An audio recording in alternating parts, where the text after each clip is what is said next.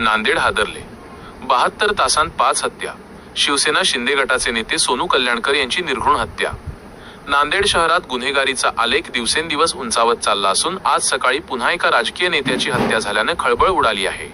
शिवसेना शिंदे गटाचे नेते सोनू कल्याणकर यांची अज्ञात हल्लेखोरांनी तीक्ष्ण हत्यारांनी वार करून हत्या केली. घटनेचा घटनाक्रम. वेळ 6 एप्रिल 2026 सकाळी 6 वाजता. ठिकाण श्रीनगर भागातील बीके हॉल समोर. हल्ला.